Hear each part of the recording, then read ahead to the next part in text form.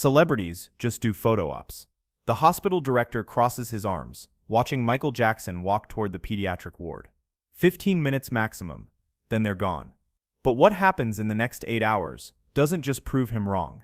It shatters everything he thought he knew about fame, compassion, and what it really means to care when nobody's watching. Children's Hospital, Los Angeles, December 1985. Thursday afternoon, 2:30 p.m. The lobby smells like disinfectant and fear. Fluorescent lights hum overhead. A security guard stands near the elevator, trained not to react. And upstairs on the third floor, Dr. Richard Morrison sits in his office reviewing budget reports, completely unaware his entire worldview is about to collapse. Morrison, 52 years old, 28 years in pediatric medicine, has seen it all. Watched politicians promise funding that never arrives. Watched celebrities schedule visits for PR, then disappear after 10 minutes, and a photo opportunity. He's become cynical. Hasn't meant to. But the system grinds you down, makes you see patterns, makes you stop believing in exceptions. Everyone wants something. Everyone has an angle, even the ones who seem sincere, especially the ones who seem sincere. His assistant Jennifer bursts through the door. 30 years old, still believes in things, still gets excited. Michael Jackson is here, she says breathlessly. Morrison doesn't look up from his spreadsheet, keeps his eyes on numbers that don't add up, that never add up. Tells security to escort him to the photo area. 15 minutes maximum, standard celebrity protocol. He didn't schedule a photo op, Jennifer says. Something odd in her tone. He just showed up, asked if he could visit the kids. No media, no photographers, nothing. Now Morrison looks up. Suspicious, no cameras. None. Morrison has heard this before. The humble celebrity who claims they just want to help. Then suddenly cameras appear. Surprised the media just happened to find out. How convenient. Give it 20 minutes, he says. Camera crews will show up. They always do. But something makes him walk downstairs anyway. Curiosity overriding cynicism. He needs to see this performance up close. What he sees stops him cold. Michael Jackson stands in the hallway outside room 207, wearing simple black pants and a red button-down shirt. No costume, no glittering glove, no performance outfit, just clothes. He's talking to Maria, a nurse who's worked this floor for 12 years. And he's actually listening. Full attention, nodding, asking questions that demonstrate he's processing, understanding. Morrison watches from the nurse's station, arms crossed, waiting for the performance to start, waiting for Michael to remember cameras aren't here, and lose interest. Then Michael does something unexpected. He knocks on the door of room 207, softly waits for permission, doesn't just burst in like celebrities usually do. He waits, respects the space, understands this isn't his stage. A small voice from inside says, "Come in." Morrison follows, can't help himself. Inside, 8-year-old Sarah Martinez lies in bed. Leukemia, 3rd round of chemotherapy, bald from treatment, skin pale, dark circles, under eyes that have seen too much. But when she sees Michael, her entire face transforms. Eyes go wide, mouth opens. She tries to sit up, too weak, settles for raising her head. "Oh my God," she whispers, voice raspy from medication. Michael walks to her bedside, pulls a chair close, sits down so they're eye level, doesn't tower over her, considers her comfort before his own. "Hi Sarah," he says softly, that gentleness that made millions fall in love with him. "I heard you're a fan." Sarah's mother Carmen gasps from her corner chair where she's sat every day for 3 months, hand to mouth, tears forming. Nobody warned her this was happening. "The nurses told me about you," Michael explains, looking at Carmen with respect, recognition of what she's carrying. About a little girl who plays Thriller on repeat, who dances in her bed when she has energy, who told everyone she's going to meet me someday. Sarah is crying now, overwhelmed tears. "I told them," she manages between sobs. "I told everyone you'd come." Morrison stands in the doorway, watching, his cynicism starting to crack. But he's not ready to believe yet, still waiting for the angle. Then Michael reaches into his bag, pulls out a white glove. The glove, covered in crystals that catch the light, holds it out to Sarah. "This is from the Thriller video. I want you to have it." Sarah's hand trembles taking it, holds it against her chest, like it's made of glass, looks at her mother with an expression that asks, "Is this real?" But here's where everything changes, where Morrison's entire framework starts to crumble. Because what happens next isn't in any celebrity playbook, doesn't follow any script he's ever seen. Michael stays. Not 5 minutes, not 10, not the standard 15-minute photo op window. He stays, asks Sarah about her favorite songs, listens to her talk about wanting to be a dancer when she grows up, doesn't offer false hope, doesn't promise things he can't control, just listens, validates her dreams, treats them as real and worthy, even though doctors aren't sure she'll survive to achieve them. 20 minutes pass. Morrison is still watching. No camera crews have arrived. No publicist has appeared. It's just Michael and Sarah, and her mother in a moment that isn't being packaged for consumption. Then Michael asks something that makes Morrison's breath catch. Sarah, are there other kids on the floor who might want to visit? I have time. Morrison steps forward, professional mask sliding back into place. Mr. Jackson, we appreciate the visit, but we don't want to impose. I'm sure you have other commitments. Michael looks at him, really looks at him, and Morrison feels exposed. Like Michael can see through the professional distance, see the cynicism, see the walls built by years of disappointment. What's your name? Michael asks. Dr. Richard Morrison, hospital director. Michael stands, extends his hand. Dr. Morrison, I don't have other commitments. Not today, if it's all right with you. I'd like to spend time here. Meet whoever wants to meet me. No cameras, no press, just visits. Morrison shakes his hand. Automated response. Still processing.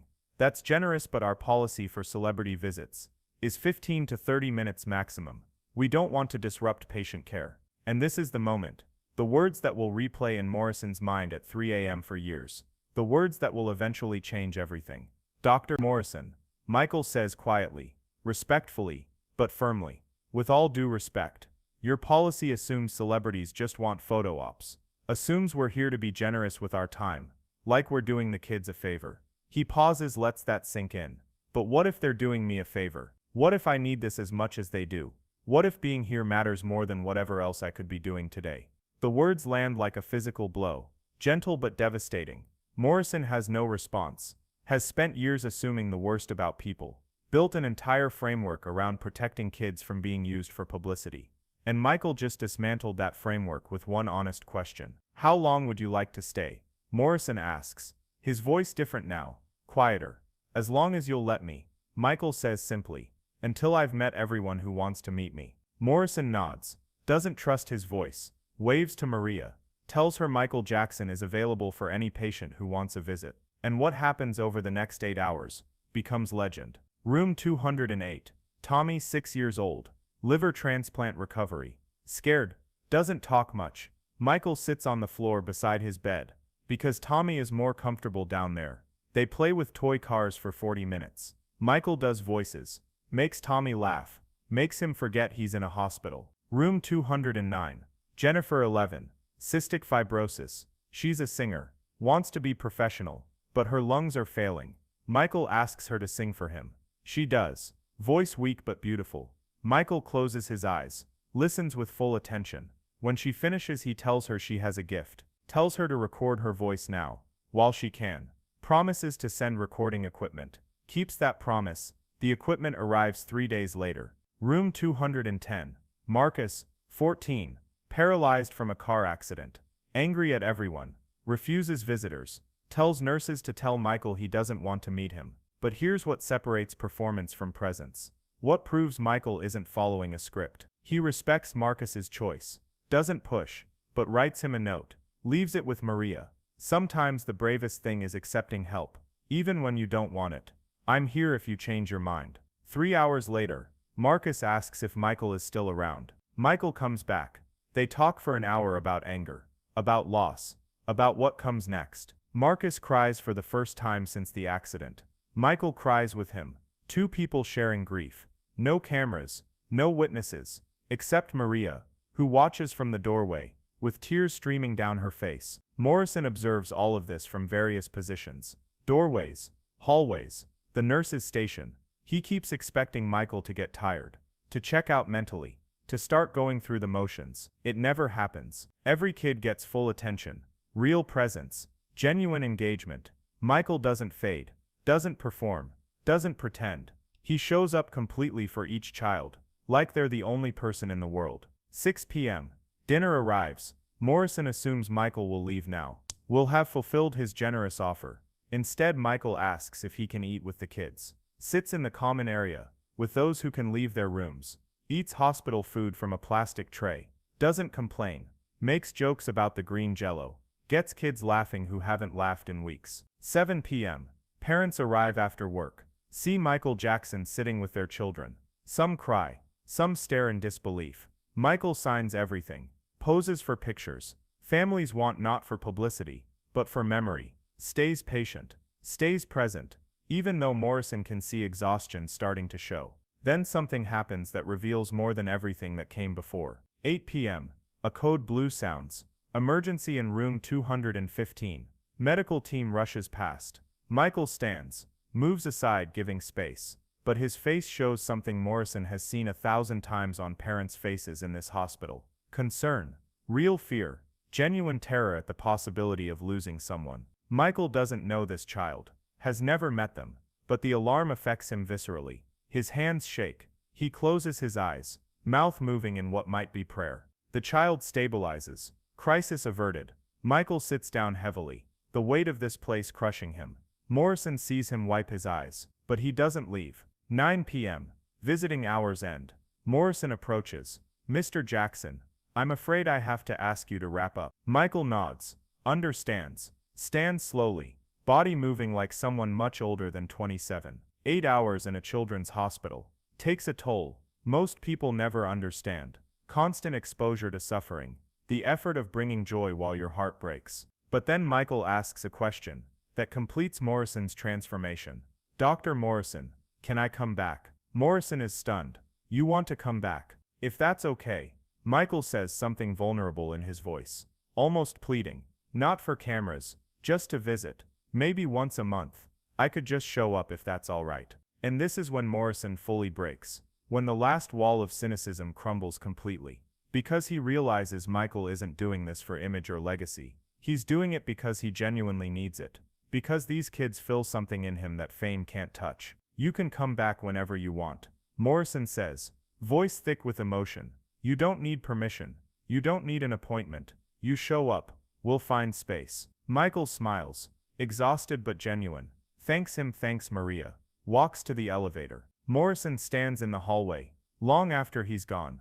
28 years. In this hospital. Hundreds of celebrity visits. Politicians. Actors. Athletes. All of them left after 15 minutes. Got their photos. Their press releases. Their good publicity. None of them stayed 8 hours. None of them ate hospital food with the kids. None of them cried with a paralyzed teenager. None of them asked to come back. Morrison walks to his office. Sits at his desk. Stares at budget reports that suddenly seem meaningless. Thinks about his policy, 15 to 30 minutes maximum, designed to protect kids from being used. He realizes his policy was protecting against the wrong thing, was preventing exactly what just happened, was blocking the possibility that some people actually care. The next morning, Morrison calls a meeting, tells department heads the policy is changing. Any visitor who wants to spend extended time with patients is welcome. No time limits, no restrictions beyond medical necessity. If someone wants to bring joy, we facilitate it. We don't limit it. The nursing staff is skeptical. Morrison understands, spent years sharing their concern. But he tells them about Michael, about 8 hours, about genuine presence. Maybe we've all become too cynical, he says. Maybe we've forgotten that some people still surprise you. Michael comes back 3 weeks later. No announcement. Just shows up Tuesday afternoon. Asks Maria, who's having a hard day. Spends 4 hours visiting. He comes back the next month, and the month after that. For 2 years he maintains this pattern, sometimes monthly, sometimes more frequent. Never with cameras, never with press, just Michael and kids who need something he can provide. Morrison never announces these visits, never seeks publicity, honors Michael's desire for privacy, but word spreads anyway. Parents talk, nurses talk. The hospital becomes known as a place where something special happens. In 1987, Morrison speaks at a medical conference about patient care innovations, tells the story of Michael Jackson and the policy change, argues that hospitals should stop limiting joy, stop assuming the worst about people who want to help. The story spreads through medical communities. Other hospitals reconsider their policies. The ripple effect of one afternoon in December 1985 reaches further than anyone expected. But the real proof comes 20 years later. 2005. Dr. Sarah Martinez, 28 years old, pediatric oncologist, gives a lecture to medical students about childhood cancer treatment, about hope, about what actually helps kids survive. A student asks where her interest in pediatric oncology came from. Sarah pauses, considers, then decides these students deserve the whole truth. When I was 8, she begins, I was dying from leukemia. Third round of chemo, maybe 20% survival chance. I was in Children's Hospital Los Angeles, scared in pain, losing hope. The students listen, silent. Michael Jackson visited me. Sarah continues, spent 20 minutes in my room, gave me his glove from the Thriller video, told me I'd dance again, didn't promise I'd survive, didn't offer false hope, just validated my dreams, treated them as real. She holds up her hand, shows them something, a worn white glove, crystals missing, fabric faded, obviously precious. I kept this, she says, held it through every treatment, every surgery, every moment I wanted to give up. It reminded me that someone believed in my future even when I couldn't. Did he know you survived?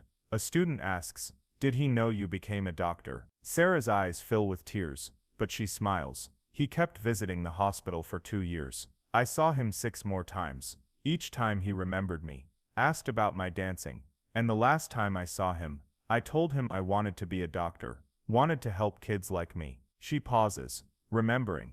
He said 3 words to me, just 3 words, but they've carried me through medical school, through residency, through every hard day since. The students lean forward. He said you already are. Morrison retired in 2000, moved to Arizona, volunteers at a local children's hospital, but he still tells the story, still talks about the day his cynicism died, still credits Michael Jackson with teaching him the most important lesson of his medical career, that some visits don't last 15 minutes, they last forever, that some people don't do photo ops, they do real work, that the most important policy change isn't in a manual, it's in how you see people, whether you expect the worst or allow space for the best. Michael Jackson died in 2009. Tributes flooded in.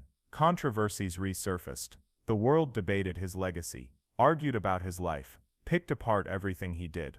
But in Children's Hospital Los Angeles, on the 2nd floor pediatric ward, there's a small plaque near the nurses' station, installed in 2010, in memory of Michael Jackson, who taught us that healing comes in many forms. Sometimes it arrives with cameras and publicity. Sometimes it arrives with quiet presence and 8 hours of genuine care. Thank you for showing us the difference. Morrison attended the dedication, saw Dr. Sarah Martinez in the crowd, successful doctor now, still carrying that glove in her medical bag, still remembering 3 words that defined her life. He thought about that Thursday afternoon, in December 1985, about a cynical hospital director who assumed the worst, about a famous musician who proved him completely wrong, about 8 hours that changed a policy, a hospital, a life. Who in your life have you dismissed as performative?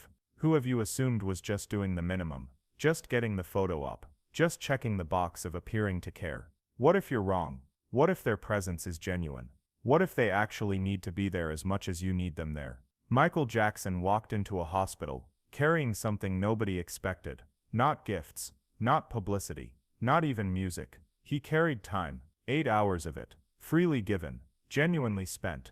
And those 8 hours rippled forward into decades, into policy changes, into a doctor who saves lives, into a lesson about not confusing cynicism with wisdom. Because sometimes the most radical act isn't a grand gesture, it's just showing up, staying longer than expected, caring when cameras aren't watching, being present when it would be easier to leave. That's the visit that lasts forever. That's the moment that changes everything. That's what happens when someone refuses to be what you expect them to be, and insists on being something better. 8 hours in 1985 became 20 years of impact, became a lifetime of healing, became proof that the real photo op isn't captured by cameras, it's captured by hearts. It changes forever.